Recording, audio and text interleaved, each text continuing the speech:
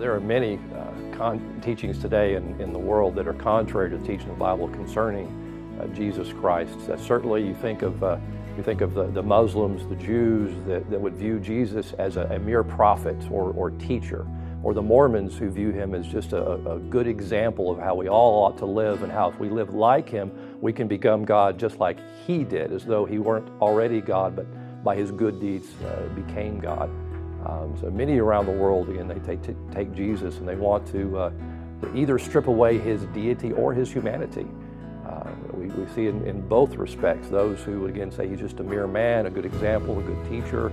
And in the early days of the church, one of the issues there was denying that he'd come in the flesh. That what happened there on the cross was just a spirit, a phantasm, not a real man dying, not real blood being shed, because after all, God can't die. And so that view has been perpetrated at both the beginning of the church and throughout church history.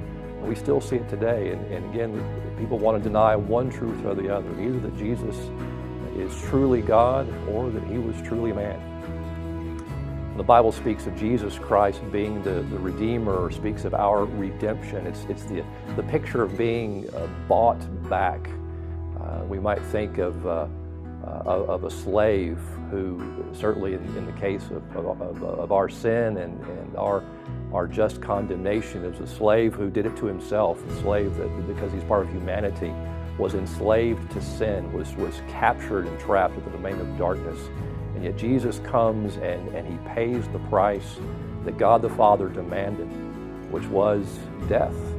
And yet our death would not satisfy. And yet the death of the Son of God, because of his perfect obedience to the Father and keeping the law and fulfilling the mission that God had given him, the price was acceptable to God. He was the propitiation, the atoning sacrifice, the acceptable debt payment was made. We owed a debt we couldn't pay.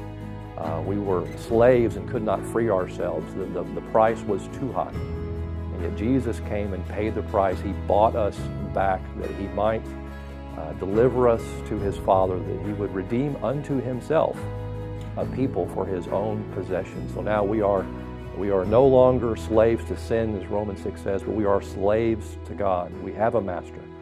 We have a God over us who has purchased us, and not with something as trifling as gold or silver, but he has redeemed us by the precious blood of the Lamb, the precious blood of his Son.